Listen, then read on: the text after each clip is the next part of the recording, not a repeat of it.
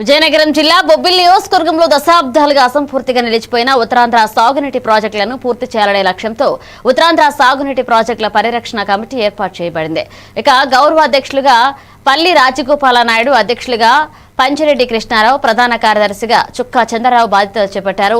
ఉత్తరాంధ్రలోని అన్ని సాగునీటి ప్రాజెక్టుల స్థితిగతులను అధ్యయనం చేసి నిలిచిపోయిన పనులను పూర్తి చేయడానికి అవసరమైన అంశాలను గుర్తించి ప్రభుత్వానికి నివేదించడమే కమిటీ లక్ష్యమని రాష్ట్ర అధ్యక్షులు జాగారపు ఈశ్వర్ ప్రసాద్ తెలిపారు.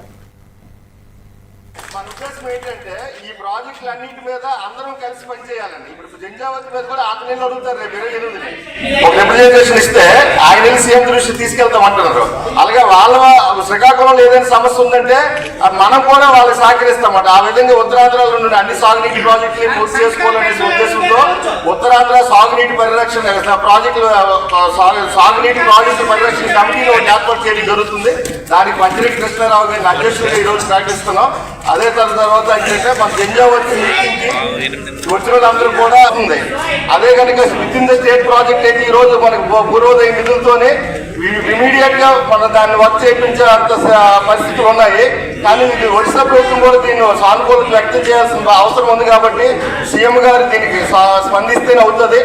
ఆ స్థాయిలో తీసుకెళ్లాలంటే ఉత్తరాంధ్ర మొత్తం మద్దతు తీసుకోవాలి. మనం అతను శ్రీకాకుళం నుంచి వచ్చారు, పాతపట్నం నుంచి వచ్చారు. ఆయన మనకు సంఘీభావం తెలియజేయండి మూర్తి గారు అని చెప్పి, నారాయణమూర్తి గారు. ఇలాగా మనం మొత్తం రాష్ట్రంలో ఉత్తరాంధ్రలో ఉన్న అందరూ సహకారం తీసుకొని ఈ యొక్క జంజావతిని సాధించుకుందాం.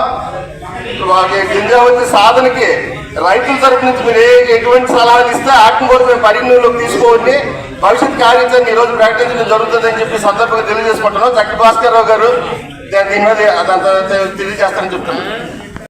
జంజావతి సాధన సమితిని ఏ విధంగా ఏర్పాటు చేసిందో అలాగే ఉత్తరాంధ్ర చెరువు సాగునీటి ప్రాజెక్టుల పరిరక్షణ కమిటీని